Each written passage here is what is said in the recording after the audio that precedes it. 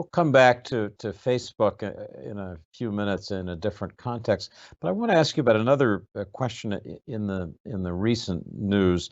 Last month, we had a session on Washington Post Live with Brad Smith, who's the president of Microsoft. I'm sure you know well, talking about the devastating SolarWinds hack.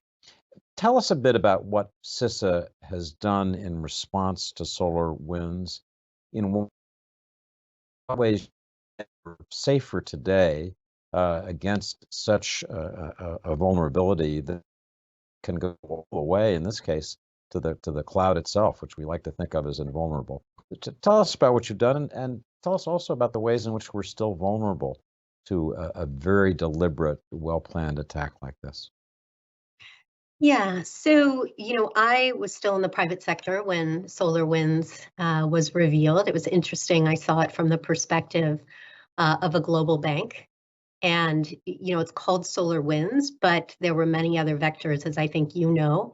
And really, at the end of the day, this was a lesson learned about how you secure identity and authentication in the cloud environment. And so, I listened to Brad's interview, and he's very articulate on all of these issues. I think it's really important if you look back at the arc from when this was discovered in late November, revealed to the world in December, and then all of the work that's happened over the past 8 months.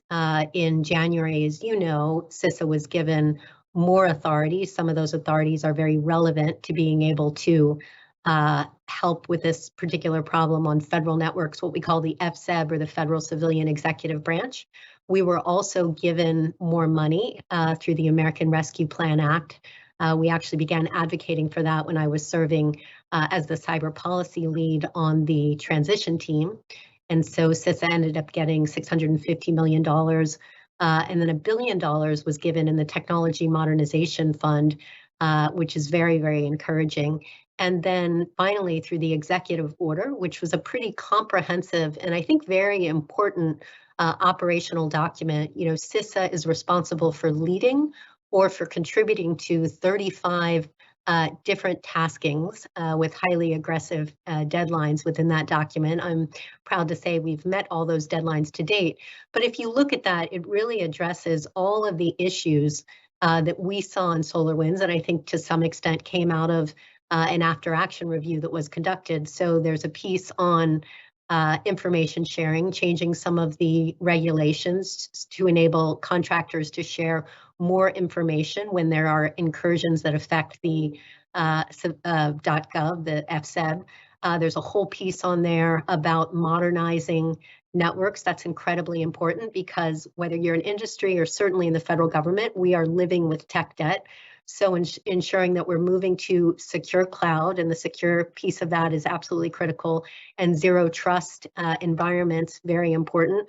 There's also a whole section around visibility.